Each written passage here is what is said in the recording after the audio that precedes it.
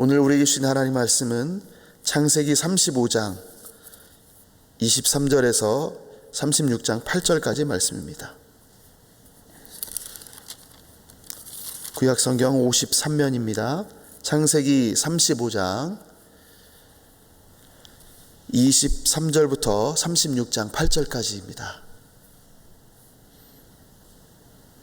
우리 한 목소리로 35장 23절부터 36장 8절까지 읽겠습니다. 시작.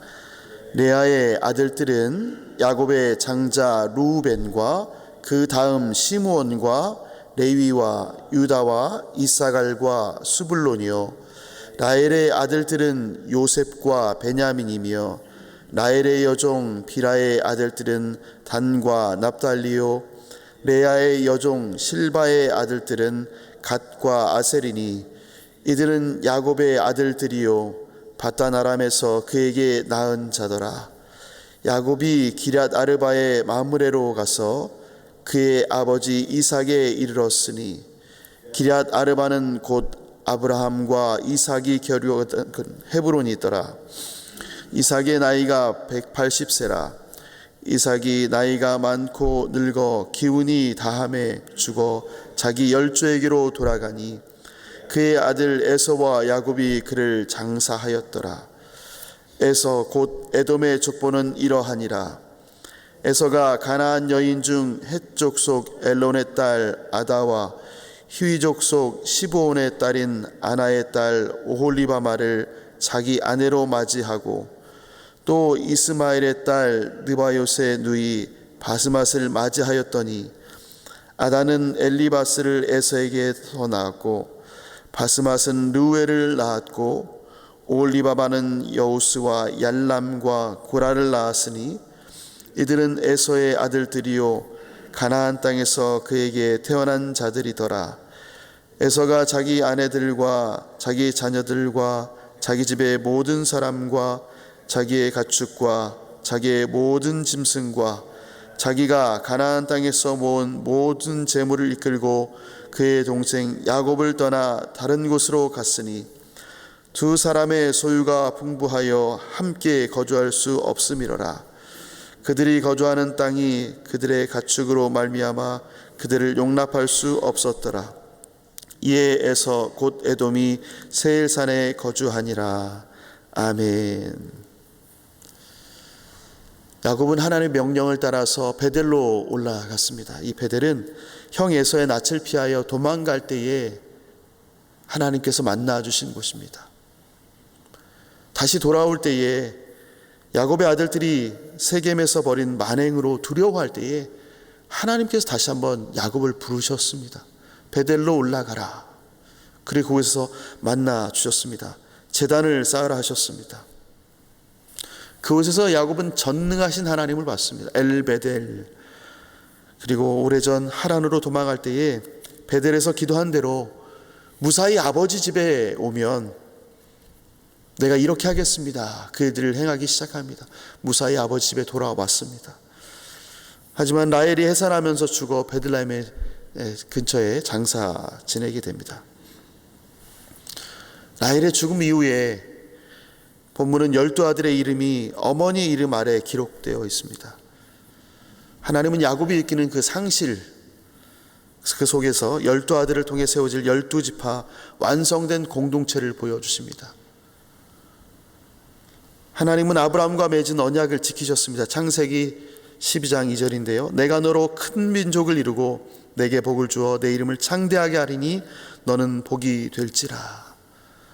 하늘의 뭇별과 바다의 모래같이 후손들이 많아질 것이라는 약속이 이 야곱의 12아들이 기록되면서 시작됩니다.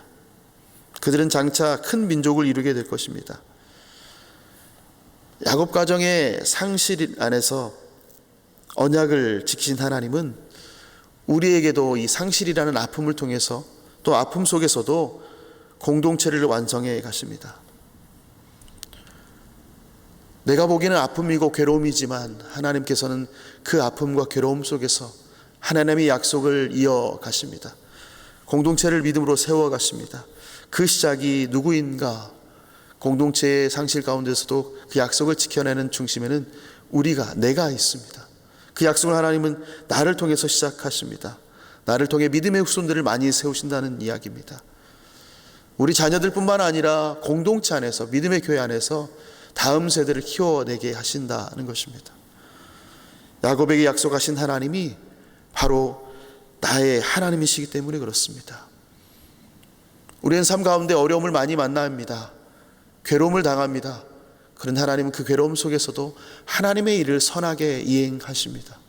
공동체를 통해서 믿음을 이어가게 하시고 우리 가정을 통하여 믿음이 세워지게 하십니다. 그 기점이 나입니다. 우리입니다. 그러니 우리는 교회 안에서, 가정 안에서 공동체를 세운 일에 상실이 있더라도 하나님을 신뢰하고 신실하게 맡기신 사명을 감당해야 됩니다. 야곱이 기럇아르바 헤브론에서 아버지 이삭을 만납니다. 온유한 사람 이삭, 죽음이 임박한 줄 알고 야곱을 축복한 후로도 수십 년을 더 살았습니다. 그리고 180세 그가 죽어 열조에게로 돌아갑니다. 이삭은 그의 아버지 아브라함이 마므레의 막벨라 굴 근처에, 아버지가 매입한 마메라 막벨라 굴 근처에 살다가 그곳에 죽어 매장되었습니다. 아버지 아브라함과 아들 야곱이 그 지역을 떠나서 멀리 다른 곳에 사는 것과는 달리 이삭은 평생 약속의 땅을 떠나지 않았습니다. 배필을 얻기 위한 여정에도 함께하지 않았습니다. 기근이 들었을 때도 애굽으로 내려가다가 중간에 하나님께서 멈추게 하셨습니다. 아버지와 아들의 삶과 비교한다면 비교적 이 이삭은 순탄한 삶을 살았습니다. 하지만 그 순탄한 삶 가운데도 아픔이 있었지요. 가족이 하나 되지 않았습니다. 에서와 야곱은 이삭의 장례를 치릅니다. 생전에 가정의 하나됨을 이끌어내지는 못했습니다. 그런데 이 이삭이 죽음 이후에 형제가 화합합니다. 장례를 함께 치렀다는 것은 마음이 어느 정도 풀렸다는 것입니다. 그리고 오늘 본문 36장 1절부터는 에서 곧 에돔의 족보가 시작됩니다. 35장 23절부터는 야곱의 이야기, 아들들이 있는데 36장에서는 에서의 자녀들의 이야기가 있습니다. 마치 두 가문을, 두 집안을 비교하는 것처럼, 두 사람의 자녀들을 비교하는 것처럼 나란히 대조를 이루고 있습니다. 한쪽은 선택된 언약의 자녀들, 또 한쪽은 선택되지 않은 사람들입니다. 가나안 땅에 머무는 사람들, 또 한쪽은 세일산에 머무는 사람들입니다. 이스라엘과 에돔의 대조입니다. 에서는 비록 장자의 축복을 받지는 못했지만 그도 역시 하나님의 복을 많이 받았습니다. 그래서 번성하게 됩니다. 이스라엘이 야곱의 이름이면서 민족과 공동체를 가리키듯이 에돔은 에서라는 개인의 이름임과 동시에 지역 그리고 또한 민족의 이름으로 사용됩니다. 그리고 오늘 36장에서는 에서의 족보 가운데에 아내와 자녀들의 이름 그리고 가나안에서 세일산으로 이주하게 된 그 경위들을 기록하고 있습니다. 왜 그곳으로 갈 수밖에 없었는가? 가나안 땅에서 에서가 얻은 세 아내와 그들에게서 얻은 5 아들과 딸들의 이름이 기록됩니다. 에서와 야곱은 화해했지만 함께 거주하지 않습니다. 마치 아브라함을 떠난 롯처럼 에서도 야곱과 함께 약속을 상속하는 편보다 풍성한 목초지를 선택합니다. 약속의 땅보다 더 좋은 땅을 보고 그것에 자신의 일가를 이루는 편을 선택합니다. 아브라함의 후손이고 이삭의 맏아들이지만 에서는 가나안 땅에서 가나안 여인을 아내로 맞이하고 약속의 땅을 떠남으로 그 약속의 복에서 멀어집니다. 하나님께 주시겠다고 한 약속을 점점 더 멀리 그가 선택해서 갑니다. 에서의 이주는 자발적이었습니다. 그런데 이 모습은 언약의 계보 밖으로 이동하는 것을 의미합니다. 나는 이럴 수밖에 없었습니다. 내가 소유가 많아서 같이 있으면 불편합니다. 이런 거였습니다. 하지만 그 땅에 머물 때 주실 언약의 복은 바라보지 못했습니다. 지금 당장이 불편하니까 나는 이미 복을 많이 받았으니까 더 이상 안 받아도 될 것 같은 그런 마음인 것입니다. 언약의 땅에 머무는 것이 불편할 수 있습니다. 또 하나님께서 이미 나에게 복을 주셨기에 잠시 언약의 땅을 벗어나도 괜찮을 것만 같습니다. 잠시 동안인데 그 정도는 괜찮지 않을까. 지금 나에게 은혜를 많이 주셨으니까 하나님께서 계속 은혜를 베푸시겠지. 그것이 인간적인 마음입니다. 우리에게도 그런 마음이 들 때 있지요. 내가 하나님 앞에 열심히 충성했고 하나님 나를 이렇게 보살피셨고 지키셨으니 잠시 언약의 땅을 떠나서 내가 편한 대로 살아도 괜찮겠지. 신앙을 잠시 내려놓는 것은 아니니까 이 정도는 괜찮겠지. 우리가 그렇게 생각할 때가 있습니다. 하지만 약속을 따르는 삶과 세상에 속한 삶을 동시에 누릴 수는 없습니다. 신앙생활하면서 불편한 것을 잠시 내려놓고 편안함을 추구한다면 신앙생활을 잠시 멈춘 것이 아니라 완전히 내려놓은 것 같습니다. 내가 지금까지 열심히 했으니 브레이크가 필요하지. 네, 쉼도 필요합니다. 그러나 언약의 땅, 약속은, 그 약속 있는 곳은 떠나서는 안 됩니다. 에서는 그곳을 벗어났습니다.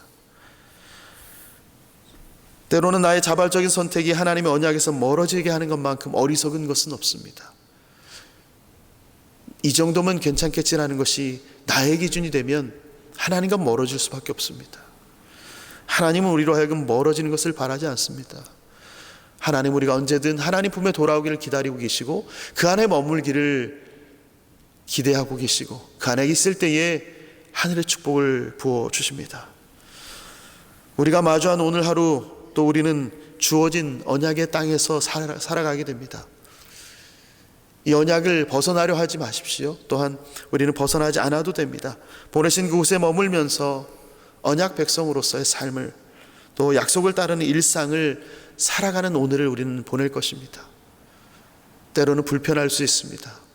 그러나 그 땅을 벗어나지 아니하고 하나님이 기뻐하시는 삶을 살아서 또한 언약 백성의 약속을 계속 끊임없이 이어받는 복된 우리 모두가 되시기를 예수님의 이름으로 축원합니다.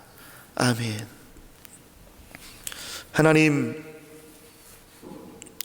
어떤 이는 하나님의 약속을 바라보며 그 뜻을 향하여 달려가고, 어떤 이는 그 약속이 주어졌음에도 불구하고 자신의 생각대로 그것을 벗어나려 합니다. 때로는 벗어납니다. 우리 인생을 보살피시고 인도하신 하나님, 우리는 여전히 약속의 땅을 향해 달려가고 있으며 그 약속의 은혜들을 누리며 살아갑니다. 오늘도 주께서 허락하신 그 언약의 땅 안에서 주의 약속을 사모하며 일상을 보내려 하오니 주님의 약속을 신실하게 지키실 하나님을 기대하면서 믿음으로 한 발짝 내딛고 만나는 이들에게 그 소망을 나누고 약속 땅에 머무는 기쁨을 나눌 수 있는 우리의 하루가 될 수 있도록 우리 입술을, 우리의 삶을 보살펴 주시고 인도하여 주옵소서. 우리가 만나는 사람들을 통하여 또한 언약의 땅에 함께 머물 때 주시는 은혜를 경험케 하시고, 때로는 약간 불편할지라도 그 땅을 벗어나지 않는 지혜를 우리에게 허락하여 주옵소서. 감사드리며 예수님의 이름으로 기도합니다. 아멘.